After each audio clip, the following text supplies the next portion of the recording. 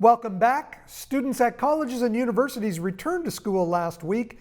Brock's first week was done online, but this week, classrooms and lecture halls will welcome students back for the first time in many months. Lynn Wells is the interim president and vice chancellor at Brock. Lynn, it's exciting. You must already feel the energy. Good morning, Mike. Yes, we are very excited to have our students back on campus for the first time in a year and a half. There's a great buzz in the air, lots of, well, you can tell people are smiling even with the masks on. You can see it in their eyes. They're happy to be here. What are some of the measures that have taken place to make sure that this return is safe? Brock University brought in a full vaccine requirement on August the 12th, and that was in advance of the province requiring vaccine mandates for all post-secondary institutions in the province. So what our vaccine mandate means is that essentially you cannot come onto campus unless you are vaccinated. And there are a small number of exemptions, but very few, really only on some very small medical grounds. And people with exemptions have to be screened twice a week with antigen testing. So it's pretty strict, but we are guaranteeing that our campus is as safe as it can be. And we have numbers showing that well over 90% of our students, faculty and staff are vaccinated. That's incredible when you look at those numbers, that the buy-in on the vaccinations was so high, much higher than the national average. What does that tell you in general about university students?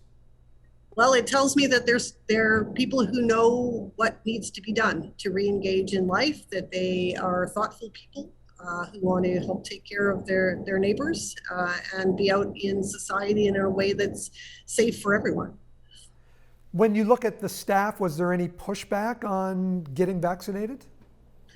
There are always some individuals, who have, have their own beliefs about vaccination, and people, of course, are welcome to, their own views and opinions about things. But of course, our obligation is to ensure a safe learning and working environment at Brock, and that's what we've done.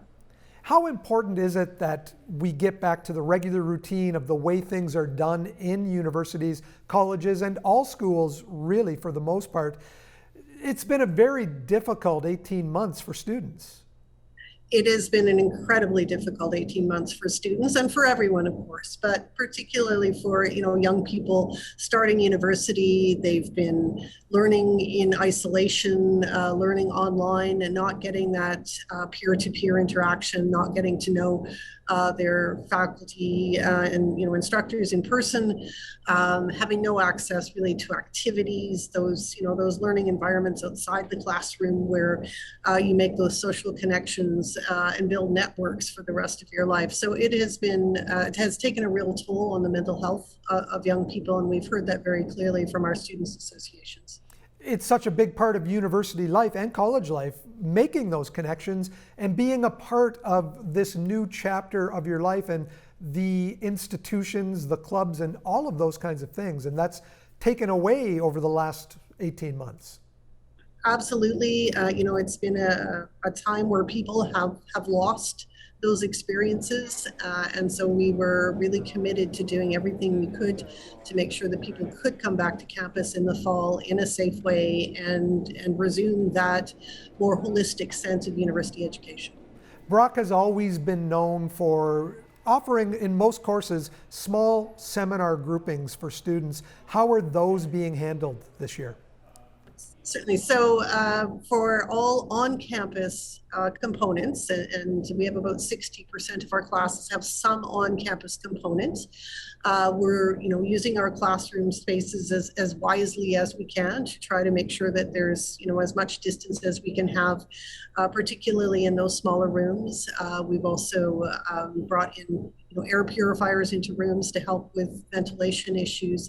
And so on. So we know that those small learning environments are very important to student engagement, to people getting to know one another, to feel comfortable to speak in classes and engage in dialogue. So we're making sure that as many of those small classroom learning opportunities can go forward as possible. Well, it's a good move in the right direction, Lynn. Thank you so much for sharing that information with us today. Thanks for your time. You're very welcome. Thanks so much.